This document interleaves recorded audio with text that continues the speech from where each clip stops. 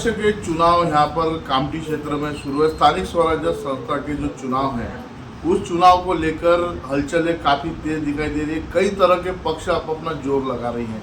आप किन मुद्दों को लेकर आप जनता के बीच इस क्षेत्र में उतरे हैं? देखिए, सबसे पहले तो मैं अपना परिचय दूंगा। मैं श्याम किशोर नरेंद्र पुरोहित उर्फ शामू नानाजी पुरोहित मेरा नाम है। मैं एनसीपी शरद पवार गुट से खड़ा हूँ और मैं सबसे पहले ये इलेक्शन अपनी माता रानी के आदेश से, भैरव बाबा के आशीर्वाद से और बाबा ताजुद्दीन के हाथ, उनका सर पे मेरा हाथ है, मैं इसलिए ये इलेक्शन लड़ रहा हूँ। उनका आदेश है, उनका फरमान है, इसलिए मैं इलेक्शन लड़ रहा हूँ। और मेरे जो मेन मुद्दे हैं, सबसे पहला रोजगार का है। इस कामठी शहर में हमेशा से रोजगार से वंचित रहा है। यहाँ पे रोजगार उत्पन्न ही नहीं हुए। एक मेन कारण था, यहाँ पे मिलिट्री एरिया था और दूसरी जगह सब इधर उधर बांट दी गई है। जैसे ड्रैगन पैलेस के तरफ में बांट दी गई है। यानी जो ज़मीनें रोजगार के लिए यूज़ हो सकती थी वो ज़मीनें दूसरे लोगों को दे दी गई है। तो मैं चाहता हूँ कि इस शहर में रोजगार आए, जिससे यहाँ के नौजवानों को रोजगार मिले। वो इधर उधर दूसरे शहरों में न जाके अपने ही शहर में रह के रोजगार करें। और दूसरी बात है, यहाँ पे कॉलेजेस, यहाँ जो कॉलेजेस है, लेकिन उस कॉलेजेस की इतनी ऊंची फीस है कि यहाँ के जो आम आदमी है, गरीबों के बच्चे हैं, यहाँ पे मजदूर वर्ग, बुनकर लोग, बीड़ी वाले बनाने वाले लोग, उनके बच्चे हैं, तो वो उतनी ऊंची फीस इन कॉलेजों की नहीं भर सकते। ऐसे गवर्नमेंट कॉलेज होना यहाँ जो कम फीस में गरीब बच्चों को पढ़ाए। और तीसरी बात, यहाँ का प्लेग्राउंड, यहाँ पे प्लेग्राउंड नहीं है। जैसे कामठी रबड़ी के लिए प्रसिद्ध है, वैसे ही कामठी फुटबॉल के लिए प्रसिद्ध है। और यहाँ जाने माने फुटबॉल खिलाड़ी हुए हैं, जैसे कमरुद्दीन वस्ताद, मोहम्मद अली, बाबर चाचा। इनके नाम की गुंज पूरे हिंदुस्तान में है। लेकिन जिन कामठी के खिलाड़ियों ने पूरे हिंदुस्तान में परचम लहराया है, उनके शहर में, कामठी शहर में, उनके शागिर्दों के लिए, उनके बच्चों के लिए फुटबॉल का प्लेग्राउंड नहीं है। बोलिए कितनी शर्मनाक बात है ये। यहाँ फुटबॉल खेलते हैं बच्चे, हॉकी खेलते हैं, क्रिकेट खेलते हैं, उनके लिए प्लेग्राउंड नहीं है। पहले सब जाके मिलिट्री ग्राउंडों में खेलते थे, लेकिन अभी वहाँ सब जगह बैन कर दिए गए। वो ग्राउंड पे मिलिट्री वाले खेलने नहीं देते। कामठी में यहाँ ग्राउंड है नहीं।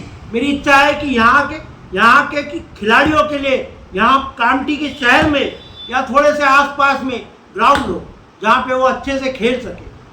आज बच्चों को नागपुर जाना पड़ता है, और नागपुर जाना कितना दूरी पड़ता है। और यहाँ पे आजकल जो है नशीले पदार्थों की बिक्री होती है, एमडी जैसे गांजा हो गया, ये हो गया। मैं चाहता हूँ इन सब से कामठी मुक्त हो जाए, क्योंकि इससे जवानों की ज़िंदगी बर्बाद होती है। जवान नशे में बर्बाद हो जाता है, जबकि जवान भारत का भविष्य है।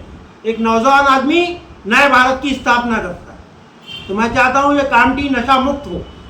और दवाखाना, यहाँ पे अधिकतर मजदूर वर्ग, यानी गरीब वर्ग के लोग ज़्यादा है, आम आदमी ज़्यादा है, यहाँ खास आदमी कम है। मैं चाहता हूँ आम आदमियों के लिए गवर्नमेंट एक अच्छा दवाखाना उपलब्ध कराए, जिससे गरीब लोगों को भी उसका सुविधा मिल सके। और जैसे यहाँ के दवाखाने हैं, लेकिन पूर्ण रूप से सुविधा युक्त नहीं है। मैं ऐसा नहीं बोलूँगा दवाखाने नहीं है, यहाँ नगर परिषद का दवाखाना है, लेकिन पूर्ण रूप से सुविधा युक्त नहीं। वहाँ महिलाओं की डिलीवरी नहीं कराई जा सकती, कोई मेन ऑपरेशन नहीं कराया जा सकता, अच्छे क्वालिफाइड डॉक्टर नहीं है वहाँ। यानी इन सबसे अच्छा सुसज्जित एक दवाखाना कामठी शहर को उपलब्ध कराना चाहता हूँ।